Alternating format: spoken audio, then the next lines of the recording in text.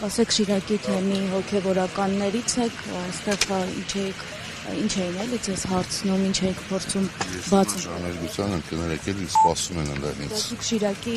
թեմի խոսան հոգևորականներից։ Մենք պաշտոնական մեր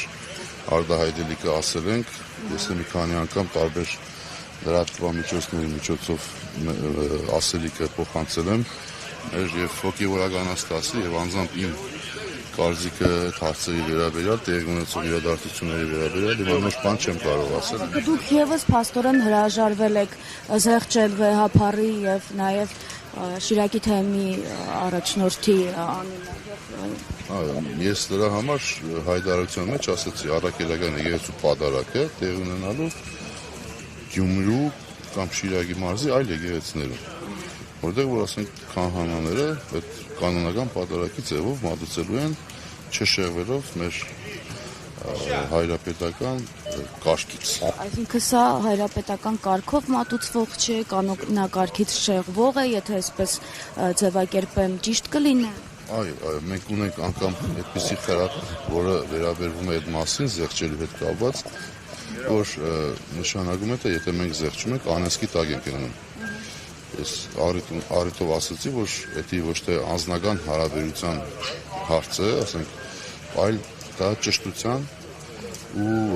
եկեղեցու կարգ ու կանոնը պահպանելու հարցն է։ Այսօր պատարակ պետք է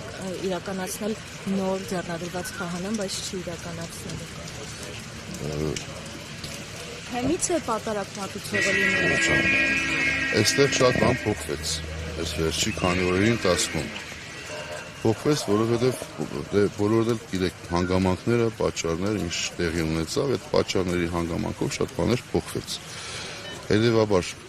Տեր Գառնիկը, որ պիտի մատուցեր պատարակը, ինքը փաստորեն այդ փոխման պայմանի մեջ չստացվեց, որ կարող մատուցեր առաջին անդրանիկ պատարակը, որովհետև ինքը շատ երկար տարիներ ծառայել էր Սուրբ Աստվածածին 7 վերք եկեղեցում։ Այսինքն այս եկեղեցին իր համար շատ հոգեհարազատ նաև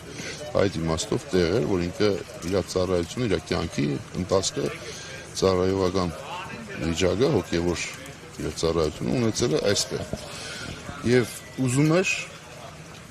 մատուցեր պատարակը, անդրանիկ պատարակը Սուրբ Աստվածածին եկեղեցում 7 վերքում։ Բայց հանգամանքները թույլ չտվեցին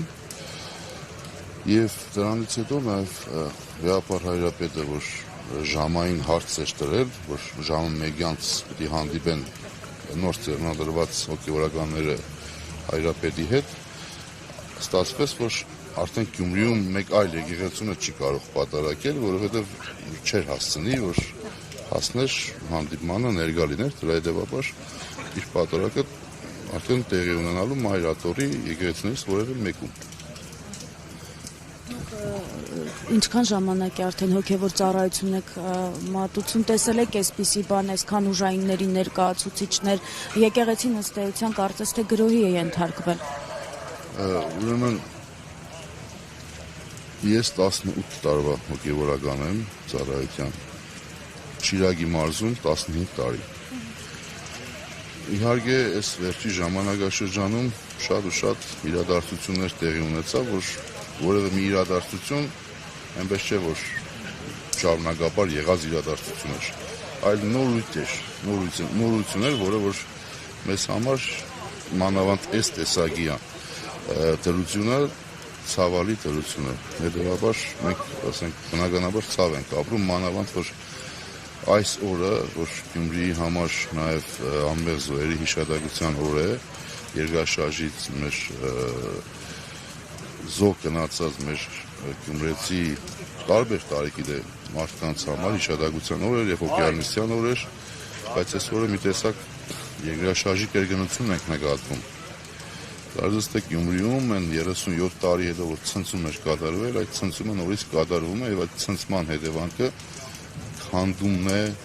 ավերումն է, փչացնելն է, այսպեսի մի վիճակ է ապրում, նաեւ այսօրվա խորհրդի հետ կապված։